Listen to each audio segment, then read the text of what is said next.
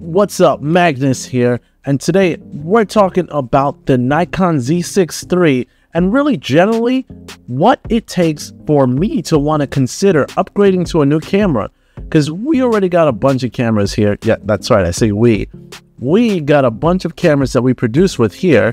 I'm holding the Samsung NX1 right now, which is an amazing camera that I might bring up in this conversation, but the whole point is, like, why would you want to buy another camera? What makes me personally, and this might help you, what makes us personally want to upgrade our cameras when we already have cameras that do quite a heck of a job?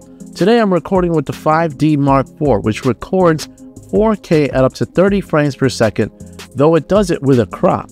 Then it does 1080 at 60 frames per second. This camera's kind of old. It came out in 2016, but it still does the job. It's not a mirrorless camera, it's a DSLR. But how do you think I look? Pretty good, right? So why upgrade? Why would we need to upgrade?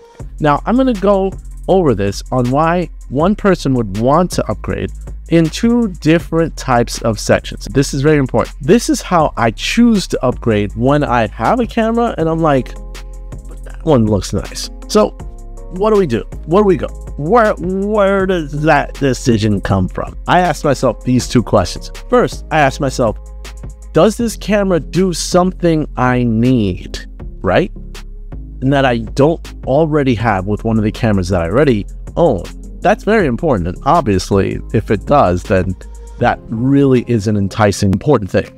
The other thing is, does this camera, and this comes up more often, does this camera do something that my other cameras already do, but so much better that I need to upgrade?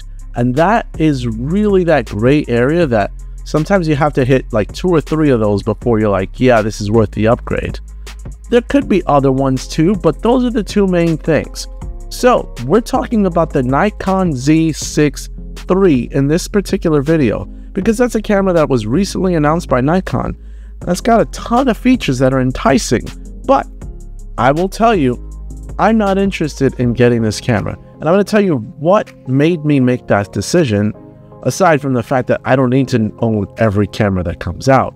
And despite the fact that there have been a bunch of YouTubers saying this camera is amazing, because that always happens. A new camera gets announced, they'll say, this camera is like amazing, but this is pre-release firmware.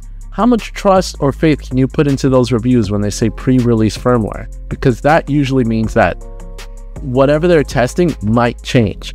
For example, Canon R5 that I've got, before I even put my hands on the camera, they had several firmware updates which almost completely changed all of those early on opinions. So really, you got to trust yourself and your instincts, and sometimes hold off on buying that new thing until a little bit later. Anyway, back to the point. Now let's go over the features of the Z6 III from Nikon that are features that I already have in pre-existing cameras, and in my opinion of it, to see if that could have convinced me to move, but really didn't.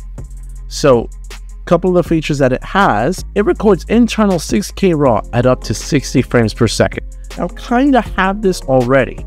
With the Canon R5, which is a camera I already own, it can record 60 frames per second in RAW, but it's cropped, and it's a little over 5K, I believe. So it's pretty close to 6K. But is it something that I need? And I'm able to get the R5 to record in RAW at that cropped format, a little over 5K. It's because I have the Atomos Ninja V Plus, and it records cropped ProRes RAW. So that works to its advantage. So I kind of already have that set up. But other things that it does is it's a partial stack sensor, so its response time will be fast. So rolling shutter is improved. My cameras have pretty great rolling shutters, so is that enticing enough? No. I've got the Samsung NX1 that's got terrible rolling shutter. It's a 29 megapixel camera, so basically it's internal 6K that actually downsamples to 4K, and what that means is that you get all of the detail that you might get in 6K, and it'll just put it down in a 4K image, where a lot of cameras will just kind of skip lines and try to shortcut its way to 4K. This is like, nope, we'll give you all that detail and crunch it down into a 4K image. So from that sense, this camera actually captures potentially more detail than what you'd get off of this new camera. And this one came out in like 2015. Rolling shutter is not particularly an issue for what I film. If you're shooting a lot of action scenes that go by fast, it could be annoying. Never really was a problem for me. Heck, this camera right now has a little bit of a rolling shutter issue. but it's not that bad. You guys can't tell right now. So that's one of the things. And then moving on to something that it does do that I potentially need is that it does HD at 240 frames per second at a price tag of $2,500, which is not bad for full frame. So the way I consider that is like, do I need HD and to slow it down that much? The answer is no.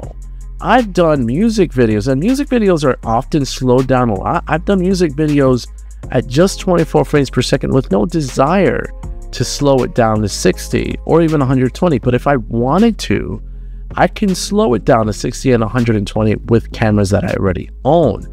Does it matter what camera? No, I have several cameras that can go that slow. And with my Canon R5 in particular, I go up to 120 frames per second in 4K. This camera from Nikon can also do that. So it's pretty similar at that standpoint, but do I need it? Honestly, no.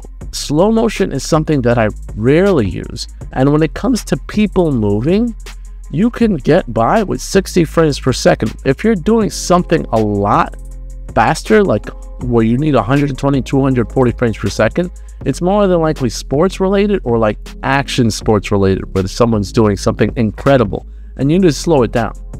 I don't really film those type of situations. And whenever I did need slow-mo, I found that 4K 120 is sometimes too slow. So that's why that particular feature that I don't have is not something I need. And then this camera does things potentially slightly worse, like its autofocus isn't on par with Canon's autofocus, which is what I use. And its dynamic range is nothing that pretty much is next level. I watched Gerald Undone's video, which he's a great YouTuber that really goes over the tech specs of video when it comes to cameras. And he basically broke it down. This thing does anywhere between 11 and 12 stops of dynamic range, which is the differences between light and dark.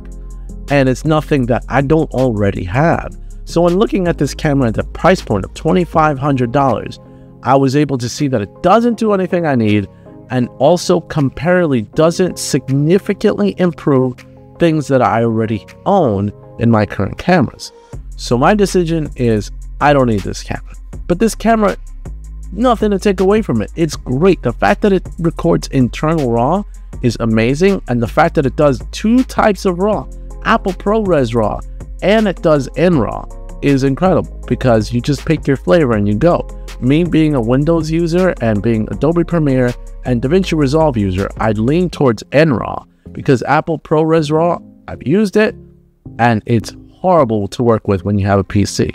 When you got a Mac and Final Cut Pro, that's a different story.